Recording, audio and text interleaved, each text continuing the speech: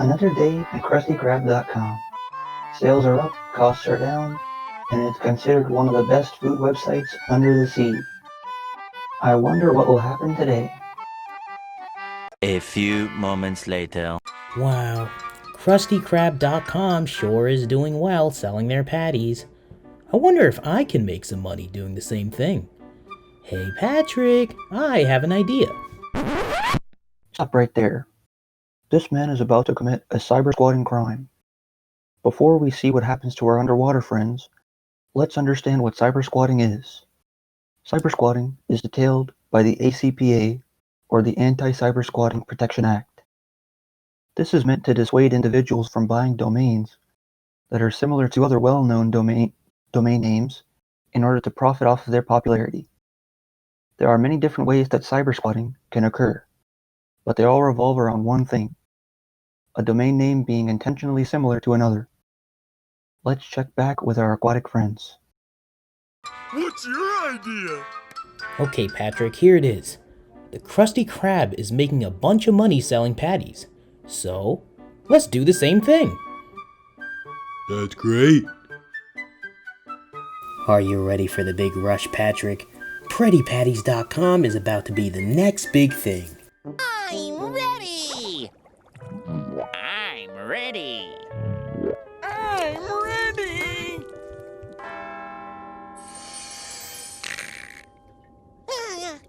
Patrick, how many customers visited our site? Nobody? What is Mr. Krabs doing differently from us that makes him so successful? Well, the Krusty Krab is already well known, so probably just a name. I have another idea. Check this out.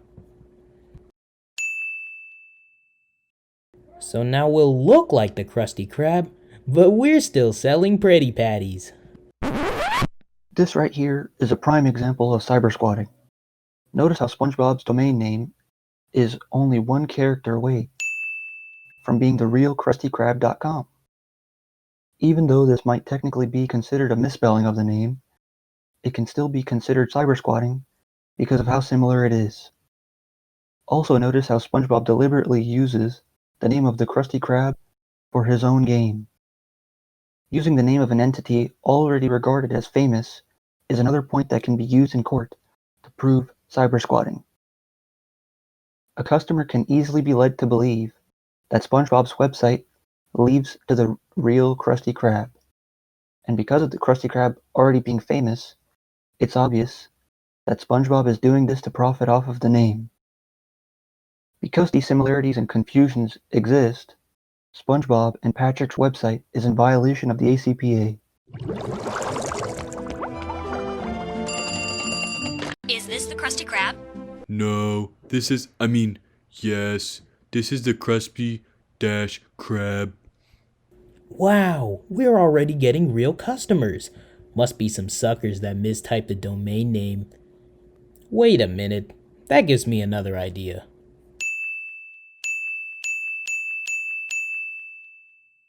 Now we have so many websites that there's no way that a Krusty Krab customer doesn't visit us first.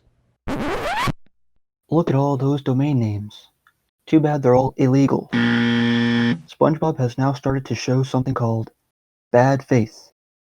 In the ACPA, if a party uses a domain name before having intellectual property rights over it, it leans toward being decided that the party is acting in bad faith.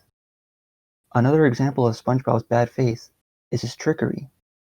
SpongeBob bought hundreds of domains with the intent of grabbing the real Krusty Krab's customers. This is a common sight in cybersquatting cases. For example, if a person takes hundreds or thousands of domain names based on common surnames with the intent to sell the domain names to people with those names, that constitutes bad faith. Another thing they could do is, if a person registers multiple domain names under different contact names or contact information, that is bad faith. This is because a cybersquatter could be lying in order to avoid being tracked. These all go to show that bad faith means exactly what you think it means. Now let's go check in with Mr. Krabs. Another day, another dollar. I sure do hope nothing bad happens to me website soon. 3 days later. Rick, how could you? You and I, together we were one. That was before, but now I'm splitting us up. We interrupt this program for an important news announcement. This just in, KrustyKrab.com and all other associated websites, are the most popular food websites under the sea. Wait a minute. That's me website name. How did he get that?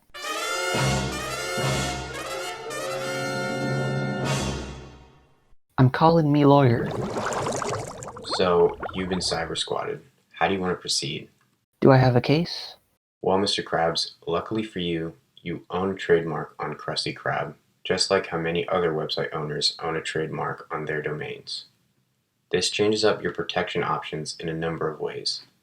The ACPA, or Anti-Cybersquatting Consumer Protection Act, aims to protect any trademark infringement as well, so you'll be covered in this.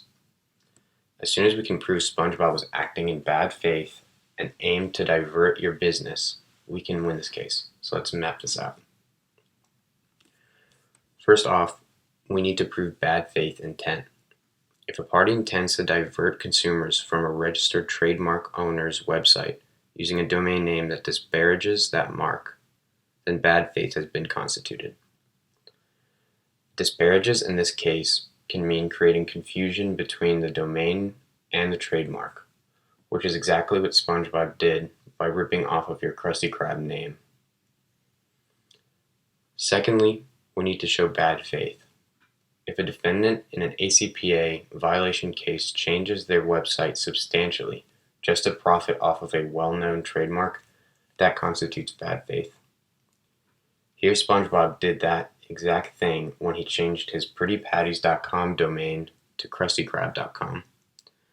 His site became identical to your trademark with clear intention to divert consumers and profit from this diversion. The more well-known the trademark is, it is more likely that the defendant acted in bad faith because there is a higher chance that they knew about the trademark and vice versa. The Krusty Krab is pretty well known here in Bikini Bottom, so you do have that point going for you.